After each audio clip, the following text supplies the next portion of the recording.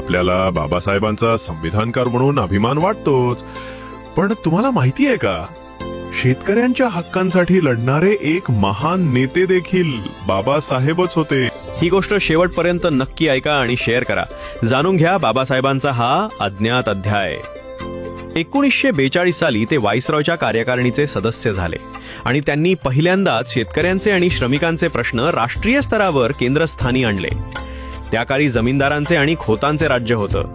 छोटे शेतकरी कर्जात बुडालेले. बाबासाहेबांची भूमिका स्पष्ट होती. जमीन कसणाऱ्याच्या नावेच असली पाहिजे. जो स्वतः नांगर चालवत नाही त्या जमीनदाराला मालकीचा हक्क असू नये. याच विचाराने त्यांनी खोतीसारख्या शोषणकारी पद्धतींविरुद्ध आवाज उठवला. पण ही खोती पद्धत नेमकी होती तरी काय? कल्पना करा, अशी एक पद्धत जिथे सरकार आणि शेतकरी यांच्यामध्ये एक खोत नावाचा जमीनदार उभा आहे. सरकारला ठराविक महसूल देऊन तो शेतकऱ्यांकडून वाटेल तसा कर वसूल करायचा. प्रसंगी त्यांच्या जमिनी हडपायचा आणि त्यांना गुलाम बनवायचा. ही होती कोकणातील शेतकऱ्यांचे रक्त शोषणारी खोती पद्धत. आणि या अन्यायाविरुद्ध भिंत बनून उभे राहिले डॉक्टर बाबासाहेब आंबेडकर. 1937 साली त्यांनी ही शोषणकारी पद्धत कायमची नष्ट करण्यासाठी विधानसभेत विधेयक मांडलं. हा शेतकऱ्यांच्या गुलामगिरीतून मुक्तीचा लढा होता. इतकंच नाही तर शेतमजुरांच्या हक्कांसाठी ते लढले. त्यांनी किमान वेतनाची तरतूद करण्यासाठी महत्त्वपूर्ण काम केले, जेणेकरून शेतमजुरांना आर्थिक सुरक्षा आणि सन्मान मिळावा. बाबासाहेबांनी सिंचन आणि पाणी व्यवस्थापनावरही प्रचंड भर दिला. त्यांचा दृष्टिकोन स्पष्ट होता.